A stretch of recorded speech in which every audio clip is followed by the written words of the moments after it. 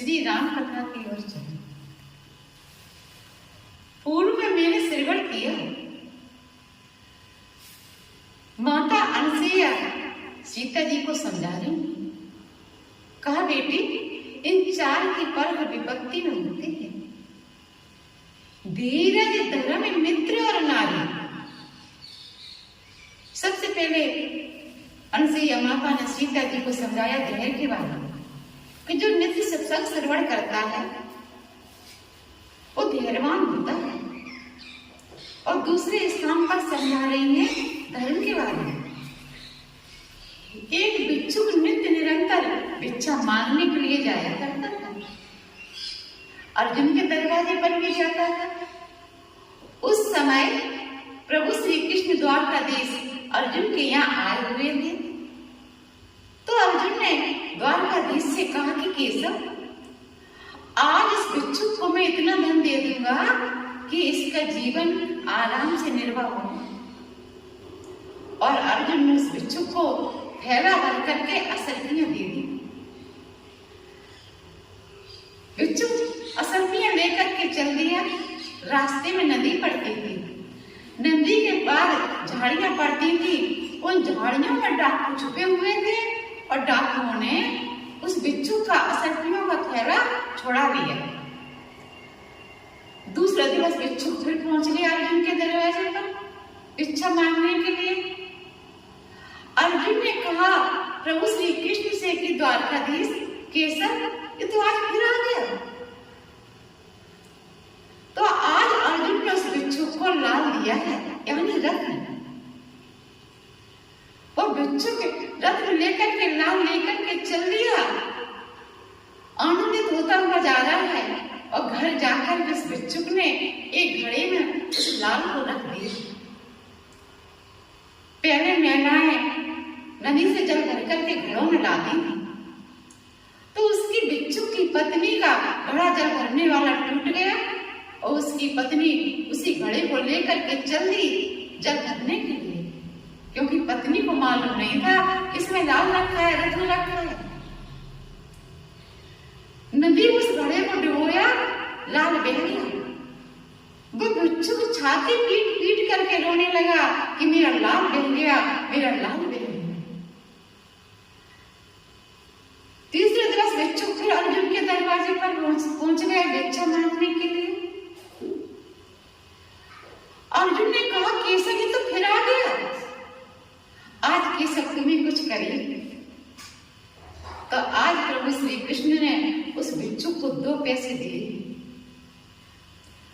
भिक्षुक मन ही मन में विचार करने लगा, इन 2 पैसों से क्या होगा।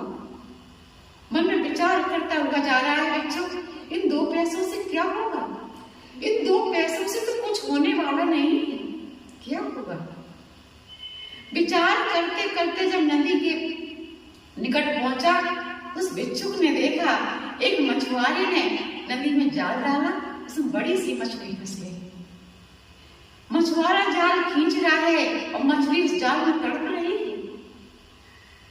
उस भिक्षुक ने विचार किया कि 2 पैसों से और तो कुछ होने वाला है नहीं, लेकिन इस मछली की जान अब उस बच जाएगी।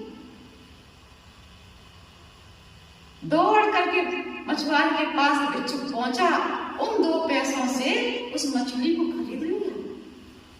बड़े से पात्र में जल भरा और उस मछली को उस जल में डाल दिया। मछली आनंदित होने लगी जल में, और मछली ने जल पिया और जैसे जल उगला तो लाल निकल पड़ा। भिक्षुक चिल्लाने लगा कि मिल गया, मिल गया, मिल गया। वहीं पर झाड़ियों में बैठा हुआ डाकू असरफियां गिर रहा था।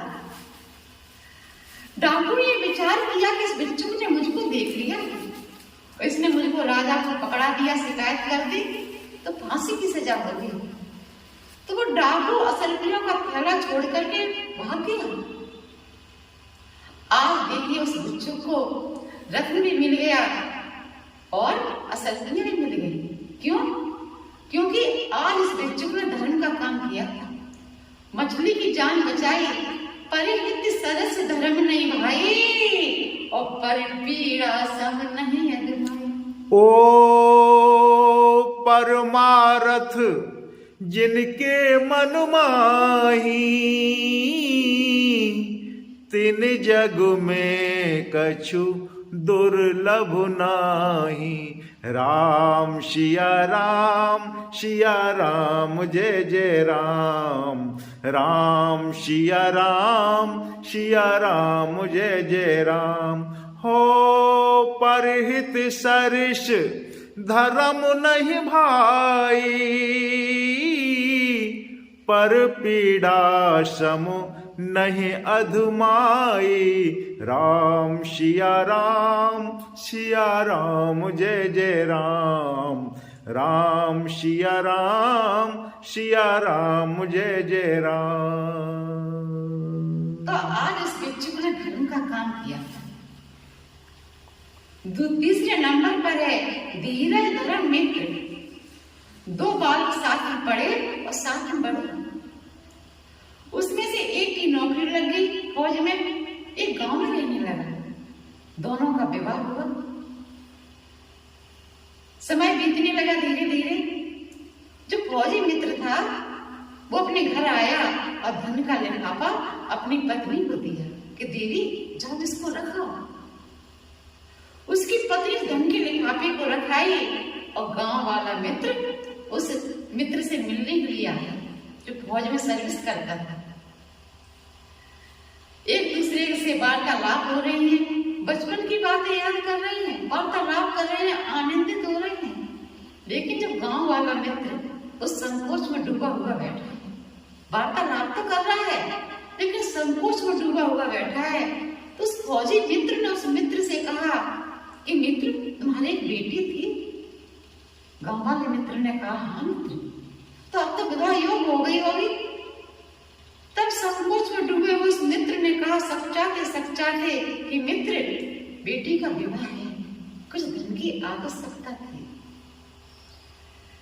उस फौजी मित्र ने अपनी पत्नी से कहा जो अभी मैंने तुमको धन का लिफाफा दिया उसे दिया। उसकी पत्नी उस धन के लिफाफे को लेकर के आई और फौजी मित्र ने अपने गांव वाले मित्र को धन का लिफाफा पकड़ाया और कहा जाओ मित्र बेटी का विवाह करो। जब मित्र चला गया तो फौजी मित्र उसके नेत्रों से अश्रु बह रहे थे, रो रहा था। तो पत्नी ने कहा कि तुमने धन का भी विचार नहीं किया कि महीने का खर्चा कैसे चलेगा, अब तुम बैठे बैठे रो रहे हो। उस फौजी मित्र ने अपनी पत्नी से कहा कि मैं इसलिए नहीं रो रहा हूं कि महीने का खर्चा कैसे चलेगा, मैं तो इसलिए रो रहा हूं कि मैं कैसा मित्र हूं कि अपने मित्र के मन की बात नहीं समझ सका। जब उसने अपने मुख से कहा तब मैंने जाना कैसा मैं मित्र हूं, तो मैं अपनी मित्रता को धिक्कार रहा हूं। हो जो न मित्र दुख होई दुखारी, तिनहि बिलोकत पातक भारी। हो निज दुख गिर सम रज कर जाना, मित्र है दुख रज मेरु समाना। गुरु से कपट मित्र से चोरी, कै होए निर्धन कै होए कोढ़ी। कै होए निर्धन कै होए कोढ़ी। धीरज धरम मित्र और नारी, आपत्ति काल परखिए चारी। आपत्ति काल परखिए चारी। इस प्रकार से उस मित्र ने कहा कि मैं कैसा मित्र हूं। मित्र वो सच्चा होता है जो मित्र का दुख रजकड़ के समान हो, पहाड़ के समान समझे, और अपना दुख पहाड़ के समान हो, रजकड़ के समान समझे, वो सच्चा मित्र होता है। मैंने तो मित्र के मन की बात नहीं समझता। चौथे नंबर पर है धीरज धर्म मित्र और नारी। और आगे की राम कथा मैं आपको कल श्रवण कराऊंगी। तब तक के लिए जय श्री राम, जय श्री